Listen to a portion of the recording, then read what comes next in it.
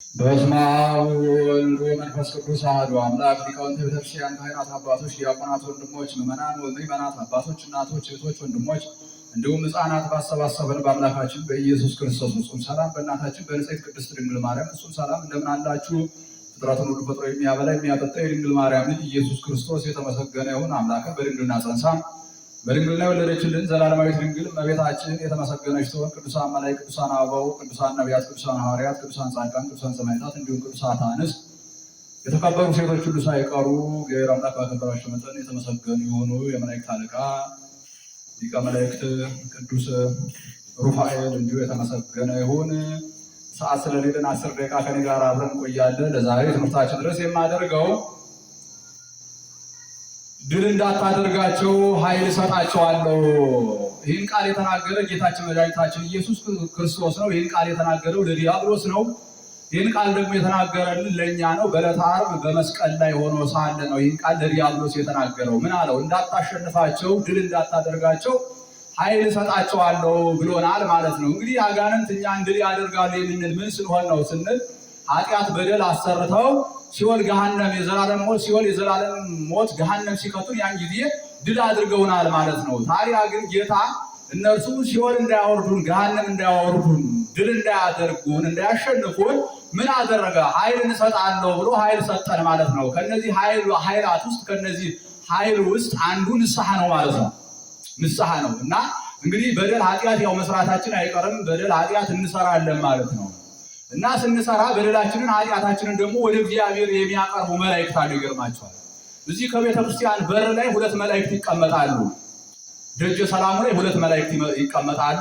እዚህ ቤተ ክርስቲያኑ ታዛ ላይ 2 መላእክት ይቀመጣሉ። 4 ውስጥ ደግሞ ቅኔ ማኅሌቱ ላይ 2 6 ቅድስቱ ላይ 2 8 ውስጥ ቤተ መቅደስ 1 9 አሉ። አሁን በደል ኃጢአት እየሰራን ንስሐ የማንገባ ከሆነ ምን ያደርጋሉ? በር ላይ ያሉት እዚያ ከቤተ ክርስቲያኑ በር ላይ ደጀ ሰላሙ ላይ ያሉት 2 መላእክት የኛን በደል ኃጢአት መጥተው ታዛ ላይ እዚህ ቤተ ክርስቲያን ታዛ ላይ ላሉ ለ2 መላእክት ይነግራሉ። እነዚህ ቤተ ክርስቲያን ታዛ ላይ ያሉት 2 መላእክት ቀጥታ ይገቡና ለማን ይነግራሉ? ቅኔ ማኅሌቱ ላይ ላሉ ለ2 መላእክት። 2 መላእክት ደግሞ ቀጥታ ቅድስት ላይ ላሉ ለ2 መላእክት ይነግራሉ። ቅድስት ላይ ያሉት ቀጥታ ገብተው ለማን ይነግራሉ? ቤተ መቅደስ ላለው። ቤተ መቅደስ ያለው ለቅዱስ ሚካኤል ይነግረዋል። ቅዱስ ሚካኤል ለ24ቱ ካህናተ ሰማይ ይነግራል። ለሱራፌል ለ24ቱ ካህናተ ሰማይ፣ 24ቱ ካህናተ ሰማይ ለኪሩቤል ይነግራሉ። ኪሩቤል ለጌታ ይነግራል ማለት ነው።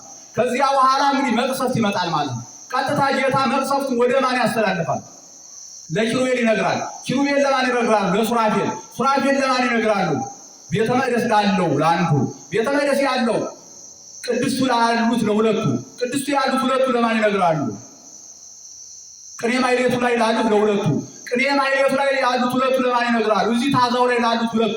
ታዛው ላይ ያሉት 2ቱ ለማን ይነግራሉ? ደጀ ሰላም ላይ ላሉት 2ቱ።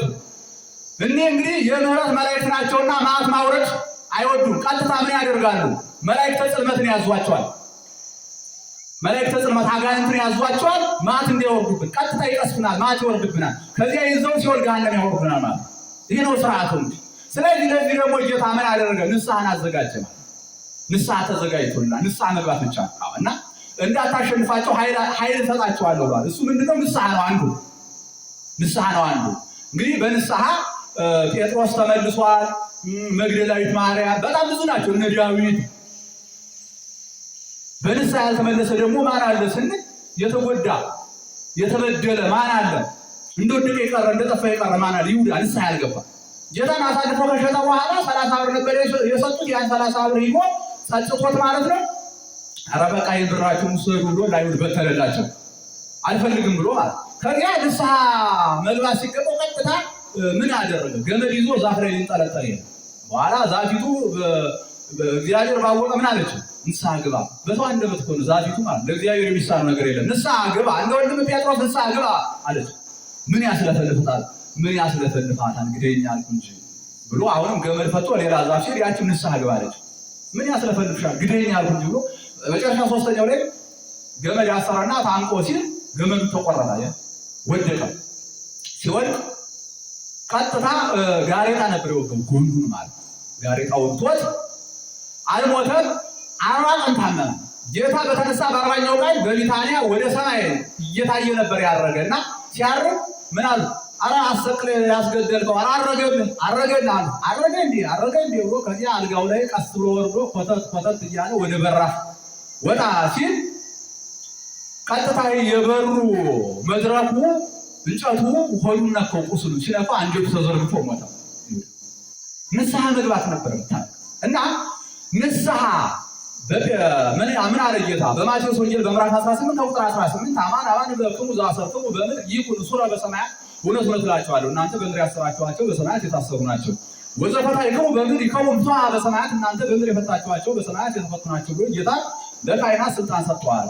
ጴጥሮስ ምን አለ? ጴጥሮስ አንተ ኮክ በዚህ በዛቲ ኮክ አሐንጻ ለቤተክርስቲያን የዋና ቅጻ ሲሆን ይክልዋ ወይይልዋ ጴጥሮስ አንተ አለትነ በአንተ አለትነት ቤተክርስቲያንን ይመሰርታለሁ የሲኦል ደጆች የገሃነም ደጆች አይችሏትም ብሎ ጌታ ለካህናት አባቶቻችን ስልጣን ሰጥቷል። ስለዚህ አንዱ ኃይላችን ምንድን ነው? ንስሐ ነው። በአጋንንት ድል እንዳንነሳ ሲኦል ገሃነም ወርደን ድል እንዳንነሳ አንዱ ንስሐ ነው። ሌላው ሥጋው ወደሙ ነው። ቅዱስ ቁርባን ማለት ነው። ጌታ ቁርባንን አዘጋጅቷል። ተመልከቱ በማቴዎስ ወንጌል በዮሐንስ ወንጌል በምዕራፍ 6 ቁጥር 52 እመ ኢበላዕክሙ ሥጋሁ ለወልደ እጓለ እምሕያው ወኢሰተይክሙ ደሞ አልብክሙ ሕይወተ ዘላለም የሰው ልጅ ሥጋውን ካልበላችሁ ደሙን ካልጠጣችሁ የዘላለም ሕይወት የላችሁም። የሰው ልጅ ሥጋውን ልትበሉ ደሙን ልትጠጡ ይገባል ብሎ ሥርዓት ሰርቷል ማለት ነው ጌታ። ዘበላ ሥጋዬ ወሰትየ ደሜ ቦ ሕይወት ዘላለም ሥጋዬን የበላ ደሜን የጠጣ የዘላለም ሕይወት አለው በማለት ሥጋውን እንድንበላ ደሙን እንድንጠጣ በዚህ ሕይወት እንድናገኝ አዟል ማለት ነው ጌታ እንድንቆርብ እና ይሄ ቁርባን ደግሞ በጣም እጅግ በጣም ከባድ ነው። ይገርማቸዋል።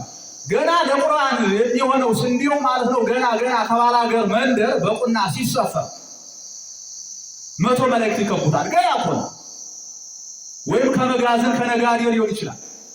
ለዚህ ታስቦ ለቁርባን ታስቦ ገና በቁና ሲሰፈር ስንዴው ገና 100 መላእክት ይከቡታል። ከዚያ አቃቢ ታውቃለች እዚህ በቤተ ክርስቲያን ስንዴውን በደንብ አድርጋ የምታዘጋጁ የምታበጥረው የምታንጠረጥረው ማለት ወደ እርሷ እጅ ሲተላለፍ 200 መላእክት ይከቡታል። ተመልከቱ። ከዚያ ወደ ዲያቆኑ እጅ ተሰይሞ ሲተላለፍ እልፍ በሺህ የሚቆጠሩ ይከቡታል። ወደ ቤተልሔም ሲገባ እልፍ አእላፋት ስፍር ቁጥር የሌላቸው ከዚያ ተቀድሶበት እናንተ ልትቆርቡ ስትቀርቡ እልፍ አእላፋት ወትልፊት አእላፋት ስፍር ቁጥር የሌላቸው ቅዱሳን መላእክት በመድኃኒዓለም ሥጋና ደም ፊት ይቆማሉ። ተመልከቱ። ለስንዴው ማለት ለወይኑ ግን እንደዚህ ነው ስርዓቱ። ገና ከቅድም ጀምሮ መላእክት የሚከቡ ማለት ነው። ተመልከቱ። እና እንግዲህ አቃቢቱ ምን ታደርጋለች ማለት ማይረጽ አለ። ማይረጽ የምንለው ይህ ምንድነው መሰላችሁ? ወፍጮ ምንድነው ማለት ለወፍጮ መጅ አለው አይደል? መጅ አለው ወይም ሙገጫ ሊሆን ይችላል፣ ዘነዘና ሊሆን ይችላል። ዘነዘናው የአዳም ሙገጫ የሔዋን ምሳሌ መጁ ያዳም ማይረቱ ደግሞ ወፍጮው የሔዋን ምሳሌ ስንዴ የጌታ ምሳሌ። አሁን የስንዴ በሙገጫ እንደሚወገድ እንዲሁ በማይረቱ ደግሞ በወፍጮ እንዲፈጭ ጌታ አዳምና ሔዋን ባመጡት በደል ምክንያት ምን ሆኗል ማለት ነው? መከራ አግኝቶታል ማለት መከራ ተቀብሏል። በደላችን ሁሉ ጠቅልሎ በራሱ ላይ አኖረ ተብሎ በትንቢተ ኢሳይያስ ምዕራፍ 53 ከቁጥር 1 ጀምሮ ስትመለከቱ የራሳችን የገዛ በደላችን ሁሉ ጠቅልሎ በራሱ ላይ አኖሮ ለቤዛ ዓለም ጌታ በቀራንዮ በማእከለ ምድር በምድር መሃል በቀራንዮ ይሰቀላል። ተመልከቱ። እና ቁርባንን አዘጋጅቷል ማለት ነው ጌታ ቅዱስ ቁርባን። ይሄ ነው። በዚህ አጋንንት ድል ይነሳል። ወደ ሲኦል ወደ ገሃነም ያወርዱን ዘንድ ፈጽሞ አይቻላቸው። ሌላ ኃይል ሰጥቶናል ደግሞ በስመ ሥላሴ ማማተብ ነው። በስመ አብ ወወልድ ወመንፈስ ቅዱስ አሐዱ አምላክ ብሎ ማማተብ። ተመልከቱ። በስመ አብ ስንል ገና ጭንቅላታችን ላይ ያሉ አጋንንት ቀጥታ ምንድን ነው የሚሆኑት? እንደ ቅጠል ይረግፋል። በስመ አብ ወወልድ ወመንፈስ ቅዱስ አሐዱ አምላክ የሚል በትምህርተ ሥላሴ የምናማትበው በትምህርተ መስቀል የምናማትበው ስመ ሥላሴን ጠርተን የሥላሴን ስም ጠርተን ይህ አንዱ ደግሞ ኃይላችን ነው። በስመ አብ ወወልድ ወመንፈስ ቅዱስ አሐዱ አምላክ። በስመ አብ ማለት የሥላሴ ያለ ማለት ነው። አየህ፣ በስመ አብ ማለት የአብ ያለህ የሥላሴ ያለህ ማለት ነው። ወወልድ ማለት የወልድ ያለህ የሥላሴ ያለህ ማለት ነው። ወመንፈስ ቅዱስ ማለት የመንፈስ ቅዱስ ያለህ የሥላሴ ያለህ ማለት ነው። አሐዱ አምላክ ማለት የአንድ አምላክ ያለህ ቅድመ ዓለም የነበርክ ዘመን የማይቆጠርልህ የዘመናት ፈጣሪ መጀመሪያ የሌለ መጀመሪያ አሁንም ያለህ ለዘላለም ዓለምን ሁሉ አሳልፈህ የምትኖር ማለት ነው። አሁን እናንተ በመንገድ እየተጓዛችሁ ድንገት የሆነ ነገር እኮ እንደው ከጎናችሁ ያለ ሰው የሥላሴ ያለ ቢሉን ትደነግጣላችሁ። በጣም ከባድ ነው። እንኳን ለኛ እንኳን ለአጋንንት ለኛ ራሱ የሥላሴ ስም እንዴት እንደሚያስደነግጥ ከአደጋ ለመዳን ከመቅሰፍ ለመዳን ሰው ድንገት ደርሶ የሥላሴ ያለ ልጅ የገብርኤል ያለ ልጅ የመብርሃን ያለ ልጅ ይችላል። ይህ በጣም በጣም ከባድ አስደንጋጭ ነው ለአጋንንት ነው። እኛን እንኳን ያስደነግጣል እንኳን አጋንንት ነው። እና ስመ ሥላሴ በስመ አብ ወወልድ ወመንፈስ ቅዱስ አሐዱ አምላክ የምንለው ይህ ኃይላችን ነው። እግዚአብሔር ያስታጠቀን ኃይላችን አጋንንትን ድል የምንነሳበት በአጋንንት ድል እንዳንደረግ የተሰጠን ኃይል ነው። እና በስመ አብ ብለን ገና ከጭንቅላት ስንጀምር በጭንቅላታችን ላይ ያሉ አጋንንት እንደ ቅጠል ይረግፋሉ፣ እንደ ሻሽ ይነጠፋሉ፣ እንደ ሰል ይቀልጣሉ፣ ይፈሳሉ፣ እንደ ገል ይቀጠቀጣሉ። ወወልድ ስንል በስመ አብ ብለን ወወልድ ስንል በፊታችን ላይ ያሉብን አጋንንት በጠቅላላ በፊታችን ያሉ አጋንንት በጠቅላላ ምን ይሆናሉ? እንደ ቅጠል ይረግፋሉ፣ እንደ ሰል ይቀልጣሉ፣ እንደ ሻማ ይፈሳሉ። ቀልጠው ማለት እንደ ገል ይቀጠቀጣሉ፣ እንደ ሻሽ ይነጠፋሉ፣ እንደ ገል ይቀጠቀጣሉ። ወመንፈስ ቅዱስ ስንል በልባችን ውስጥ ያሉ አጋንንት እንደ ቅጠል ይረግፋሉ፣ እንደ ሻሽ ይነጠፋሉ፣ እንደ ሰል ይፈሳሉ፣ እንደ ገል ይቀጠቀጣሉ። ተመልከቱ። እንደነ አቡነ ተክለ ሃይማኖት እንደነ አቡነ ገብረ መንፈስ ቅዱስ ያሉ ደግሞ በስመ አብ ወወልድ ወመንፈስ ቅዱስ አሐዱ አምላክ ብለው ሲያባትሙ በአየር ላይ ያሉ አጋንንት በጠቅላላ እንደ ቅጠል ይረግፋሉ፣ እንደ ሻሽ ይነጠፋሉ፣ እንደ ገል ምን ይሆናል? ይቀጠቀጣል፣ እንደ ሰል ይፈሳሉ። ስለዚህ በስመ አብ ወወልድ ወመንፈስ ቅዱስ አሐዱ አምላክ ብሎ ማለት ነው።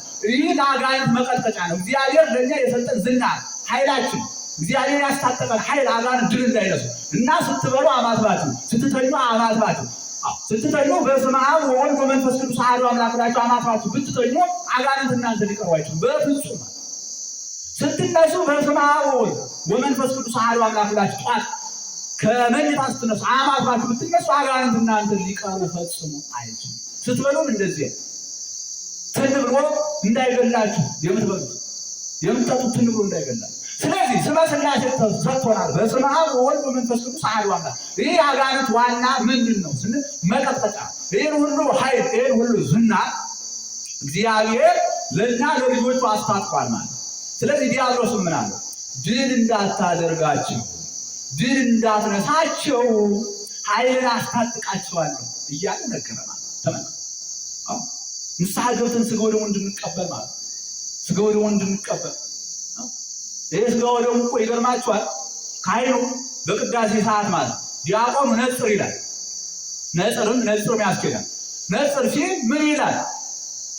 ዲያቆኑ ነጽር የሚል ምን ማለት ነው? ነጽር ሲል ምን ማለት ነው? ዲያቆኑ ቄሱን ለይ እያለው ነው። የበቃ ያልበቃውን ለይልን ይላል። ካህኑ ምን ይላል ደግሞ በዚያ ሰዓት?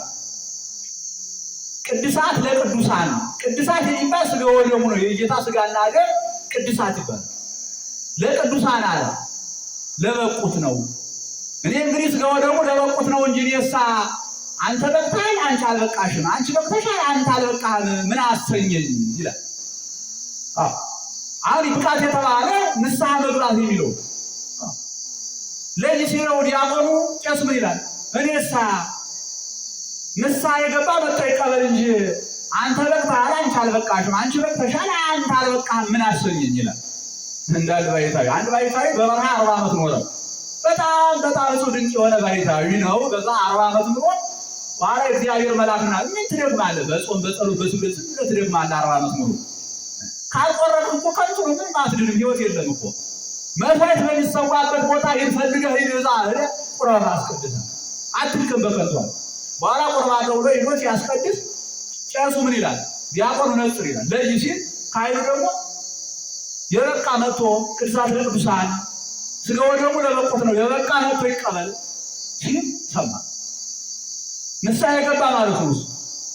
ኧረ ይሄማ በቅቻለሁ ብዬ ብቀበል ዕዳ ነው የሚሆንብኝ አልበቃውም ብሎ ቅዳሴው ሲያበቃ እሱም አልቆረበ ወጥቶ ይሄዳል። ይመነኩሴ ሄዶ 40 ዓመት እንደገና ሞላውና 80 ዓመት ሞላው ይላል። 80 ዓመት ሙሉ ማለት በ80ኛው ዓመት ወጣ እግዚአብሔር መልአክ ሆነ 80 ዓመት ሲሞላው ምን ትሰራለህ ከዚህ በከንቱ ለምን ትደክማለህ? ነግሬሃለሁ እኮ ይህ ጾሙ ጸሎቱ ስግደቱ ሁሉ ብትደክም ካልቆረብክ ዋጋ የለም ሕይወት የለም። ሂድና ቁረብ አለ። መስዋዕት በሚሰዋበት ቦታ ሄደው ቁረብ አሉ። ኋላ ሄዶ እዚያ እያስቀደሰ ሲል አሁንም ቄሱ ያ ቃል አይቀርም ዲያቆን መነጽር ይላል ለይ ሲለው ያለው ቄሱ ደግሞ የበቃ መጥ ይቁረብ ይላል።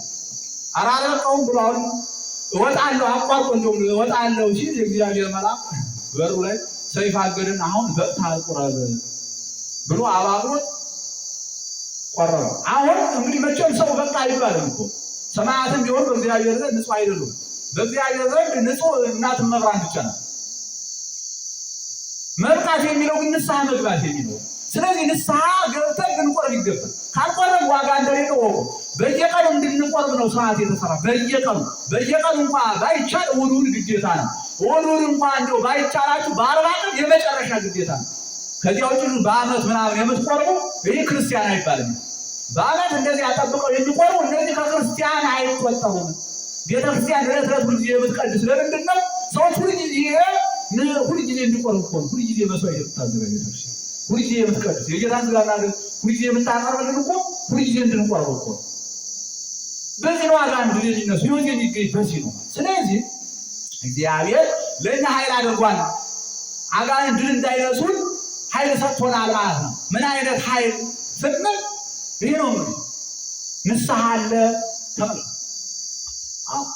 ቁርባን አለ፣ ስመ እግዚአብሔር ማማተብ በስመ አብ ወወልድ ወመንፈስ ቅዱስ አሐዱ አምላክ ማማተብ፣ ጸሎት አለ፣ ጾም አለ፣ ስግደት አለ። ይህ ሁሉ የእግዚአብሔር ዝና የዲያብሎስን ሽንገላ ትቃወሙ ዘንድ የእግዚአብሔር ምክሐ ጦር ልበሱ ተብሏል። አጋንንትን ድል የምንነሳባቸው ኃይል የምንላቸው እነዚህ ናቸው ማለት እና ሰይጣን እንግዲህ ጌታን በተሰቀለ ቀን ቀርቦ ነው እንግዲህ ይህ ነገር ይሆናል። ጌታ ምን አለ? በተሰቀለበት ቀን በቀራንዮ ድል እንዳታደርጋችሁ ኃይል እሰጣቸዋል። ምን ብሎ ጠይቆት ነው ሰይጣን ጌታ ይሄን ያለ? ጌታ እንግዲህ በማእከለ ምድር ለመድኃኒት ዓለም አንዳንድ ደቂቃ ተጠቅሞ ይደርሳል ሳስለሌለ በመድኃኒት ዓለም ለዓለም መድኃኒት ይሆን ዘንድ በቀራንዮ ተሰቅሏል ማለት እና አይሁድ እንግዲህ በደል ሳይኖርበት ነው እንግዲህ እንዲሁም በኦሪታቸው ኦሪት ማለት ሕግ ማለት ነው። በሕጋቸው 40 ወንጀለኛን 40 ገርፈው እንዲለቁ ነው። ከዚያ ውጭ አይደለም። እነሱ ግን ወንጀል የሌለበትን በደል የሌለበትን በደለኛ ነው ብለው ከ40 አልፎ እያሳሳቱ በደረቅ ጠፍር 6666 ግርፋት ከገረፉ በኋላ ሰቅለውታል እና ከሰቀሉ በኋላ ጌታ 9 ሰዓት ላይ ስጋውን ከነፍሱ ሊለይ ሲል ምን አለ ጌታ?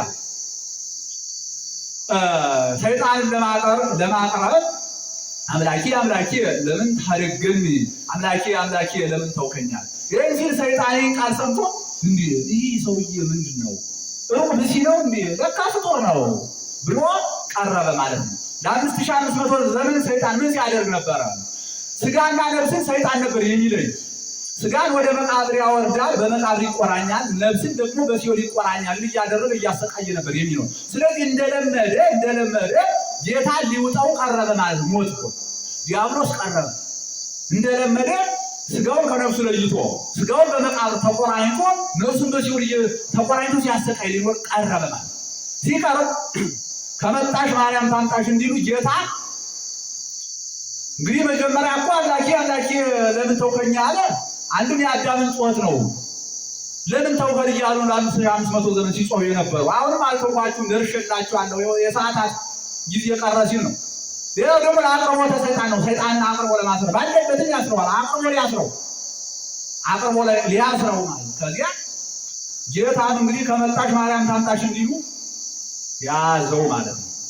ቀርቧል እኮ መስቀሉ ስር ሲቀርብ ጌታ ከብርሃነ መለኮቱ ትንሽ እኮ ነው ፈንጠር አደረገ፣ አበራለት። ትንሽ ሲያበራለት በመስቀል ስር እንዳለ ቅዱሳን መላእክት እንደ ቅጣት ረግፈው ለከ ኃይል ለከ ጽን ኃይል ክብር ምስጋና ለአንተ ይገባል እያሉ ሲሰግዱ አይቶ ደነገጠና ሾልኮ ሊሮጥ ማለት ነው። አመልጣለሁ ብሎ ሲቃጣ ጌታ ምን አደረገ?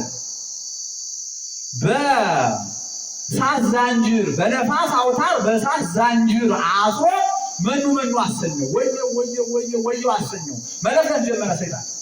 ስጋ ተዋህዶ ድል የነሳ ይህ ማን ነው? ለ5500 ዘመን በነገስኩባቸው ነፍሳት ላይ ኃይል አግኝቶብኝ እነርሱን ነጥቆ ሊወስድብኝ የመጣ ይህ ማን ነው? ሞት ክርስቶስን ሊውጠው ሞክሯል። ሞት ውጦት አልከው 3 ቀን 3 መዓልት 3 ሌሊት። ነገር ግን ሞት አልቻለው። ሞትን በሞቱ ገድሎት ተነስቷል። ሞት ክርስቶስን ውጦት ነበረ። ግን ክርስቶስ በሞት ሆድ ውስጥ ተቀምጦ የሞትን ሆድ ቀድሞት ነው የወጣው። ይገርማል።